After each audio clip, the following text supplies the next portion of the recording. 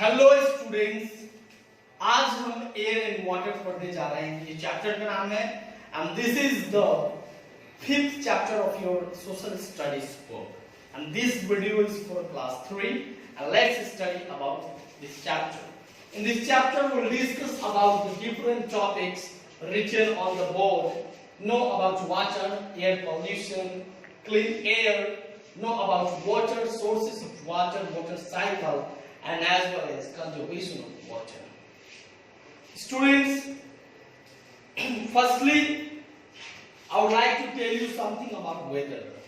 Weather एक ऐसा word है जो बताता है करंट किसी भी पार्टिकुलर प्लेस का करंट सिचुएशन क्या एटमॉस्फेयर का, यानी किसी पार्टिकुलर प्लेस का current situation of atmosphere. Okay, किसी पार्टिकुलर प्लेस का कंडीशन कैसा है उसका एटमॉस्फेयर का। ठीक है, ये वेदर है, मौसम है, यानी weather is the condition, present condition of the atmosphere of a particular place. ठीक है, जो कि शॉर्ट पीरियड ऑफ टाइम के लिए होता है। क्लाइमेट जो होता है लॉन्ग पीरियड ऑफ टाइम के लिए होता है। एवरेज वेदर और average atmospheric condition of a particular place, किसी पार्टिकुलर प्लेस का जो एवरेज वेदर होता है, जो लंबे समय के लिए होता है, उसे क्या बोलते हैं? क्लाइमेट बोलते हैं। और क्लाइमेट के हिसाब से हमारा सीजन होता है। अभी right now it's rainy outside. अगर अभी बाहर बारिश हो रही है तो मौसम कैसा है? बरसात है, बारिश हो रही है। कुछ देर बाद क्या हो जाएगा? बारिश खत्म हो जाएगी, फिर विल फेस सनलाइट, फिर मौसम गर्म हो जाएगा। लेकिन काफी लंबे समय से अगर गर्मी पड़ रही है, अगर वेदर हॉट रह रहा है, इसका मतलब वहां क्लाइमेट हॉट है। अगर काफी लंबे समय से वेदर ठंडा रह रहा है, इसका मतलब काफी लंबे समय यानी 4, 5, 10 सप्ताह ऐसे, तो वेदर इसका मतलब वहां का कोल्ड है, विंटर सीजन चल रहा है। क्योंकि इंडिया में क्लाइमेट के हिसाब से ही यहाँ का सीजन होता है। अब आगे चलते हैं, पढ़ाई करते हैं एयर के बारे में। Air is all around us because without air we are unable to survive on the earth. बिना एयर के हम जी नहीं पाते हैं। एयर को हम देख नहीं सकते, वी कांट सी एयर, ना ये स्मेल कर सकते हैं, ना ये टेस्ट कर सकते हैं। हम एयर को बस फील कर सकते हैं। We can feel only air. ठीक है, the thick, अब जानते हैं air is a mixture of many gases.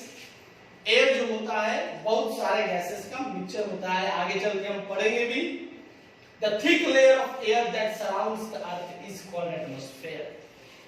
Air का एक मोटी परत, मोटी चादर जो पूरे पृथ्वी को घेरे हुए है, उसे क्या कहते हैं? एटमॉस्फेयर कहते हैं। और एटमॉस्फेयर है यहाँ पे तभी यहाँ लाइफ है, क्योंकि जितने भी सारे प्लेनेट्स हैं दिन के समय काफी गर्म रहते हैं सनलाइट की वजह से। ठीक है, और रात के समय काफी ठंड रहते हैं प्लेनेट्स सनलाइट नहीं होने की वजह से। लेकिन हमारा जो एटमॉस्फेयर है एक मैजिकल लेयर है, मैजिकल चादर है, जो कि हमें रात में ज्यादा ठंड होने से बचाता है और दिन में ज्यादा गर्म होने से बचाता है। होता यूं है कि बहुत सारी जो किरणें आती हैं, सनलाइट आता है सूरज की, तो उसे आवश्यकता से अधिक जितने भी सारे गर्मी होते हैं उसको ये बाहर भेज देता है एटमॉस्फेयर अपना। ठीक है, और उसका कुछ अंश ही हमारे पृथ्वी पर आता है।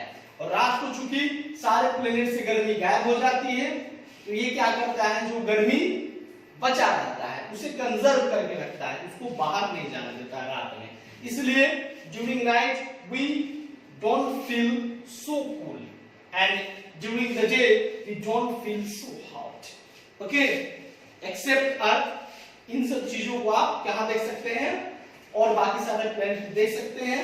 दिन के समय काफी गर्मी और रात के समय काफी ठंडी, जो कि जीने के लायक नहीं है।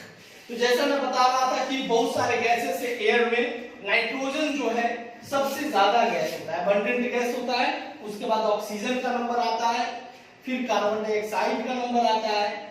ऑक्सीजन जो है इंसान और जानवर लेते हैं, सांस लेते हैं, CO2 छोड़ते हैं और ऑक्सीजन लेते हैं। जबकि प्लांट्स, ग्रीन प्लांट्स क्या करते हैं? ऑक्सीजन छोड़ते हैं और CO2 लेते हैं, जो भी प्लांट्स होते हैं।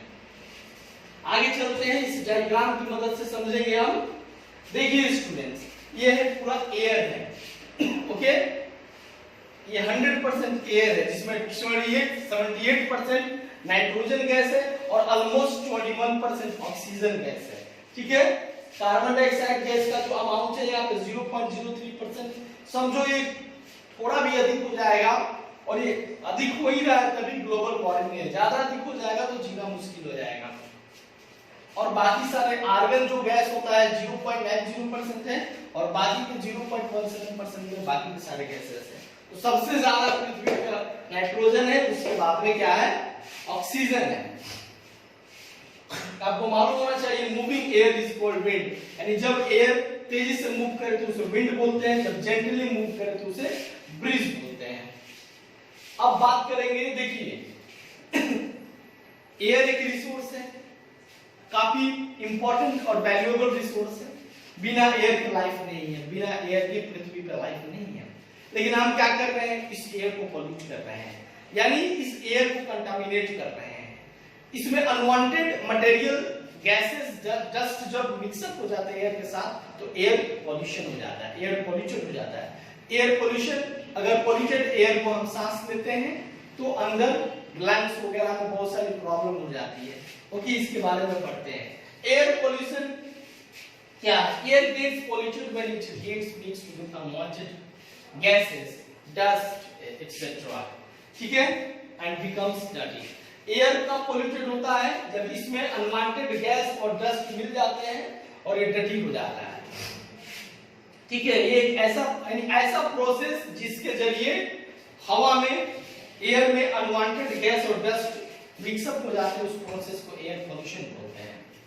चलिए बात करेंगे इसकी, तो बात करेंगे हम सबसे पहले क्लीन एयर की बात कर लेते हैं कि pollution is in air harmful to all living beings. जितने भी सारे लिविंग बीइंग्स हैं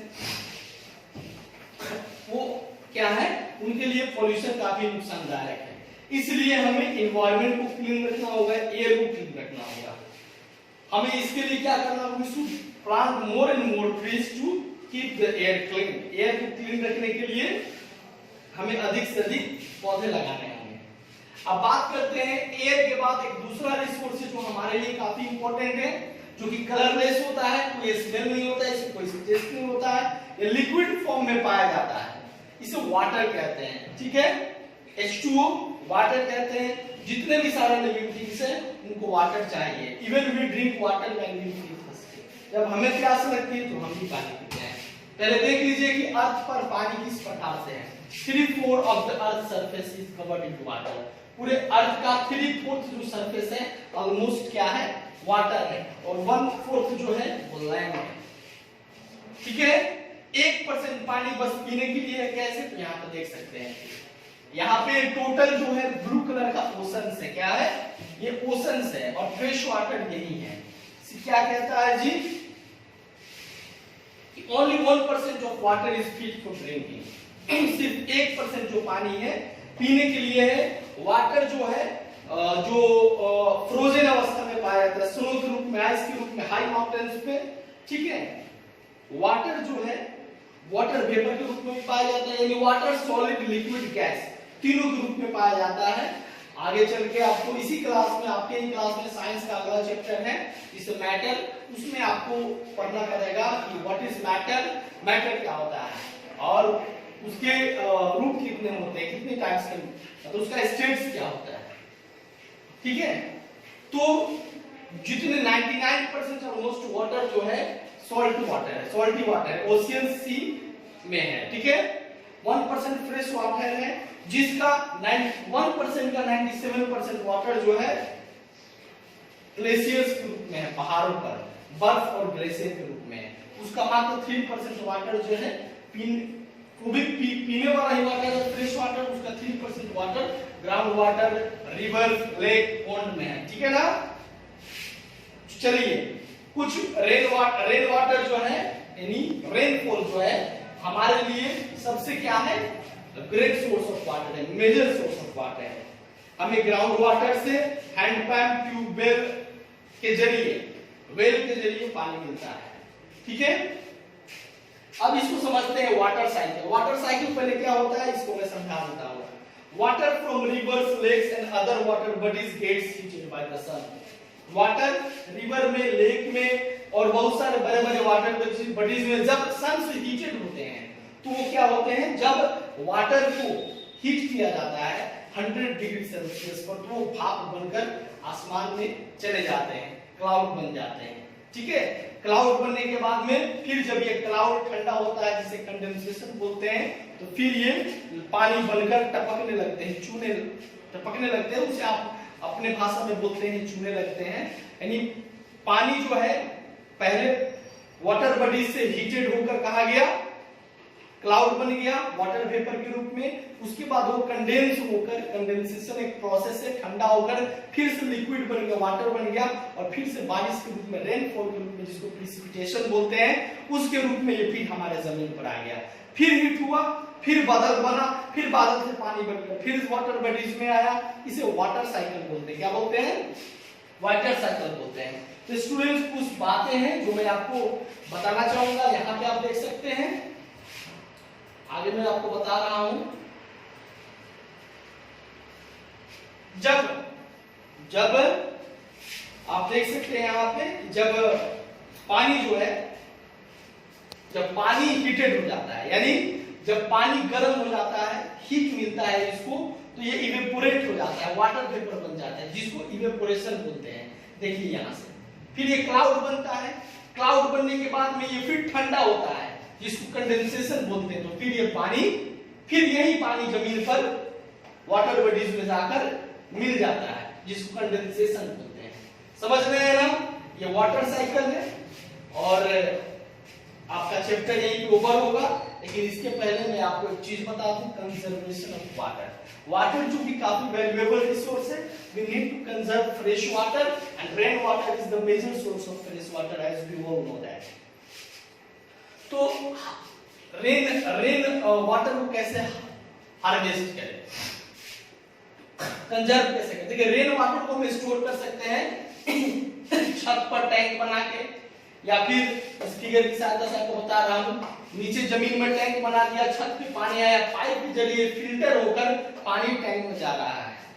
यानी जब बारिश हो तो हमारे छत पे पानी लग जाएगा, उस पानी को पाइप के जरिए पहले इधर लाएंगे टैंक में, जिसको फिल्टराइज करके हम एक अंडरग्राउंड टैंक में उसको डाल सकते हैं। उसका इस्तेमाल हम किस लिए कर सकते हैं? तो उसका इस्तेमाल सफाई के लिए, गार्डनिंग के लिए, इवन इरिगेशन के लिए कर सकते हैं। इस प्रोसेस को रेन वाटर हार्वेस्टिंग बोलते हैं। क्या बोलते हैं? रेन वाटर हार्वेस्टिंग, यानी रेन वाटर को कैसे हार्वेस्ट करें। ये आपका चैप्टर था स्टूडेंट्स। अब मिलते हैं अगले चैप्टर में। Thank you very much.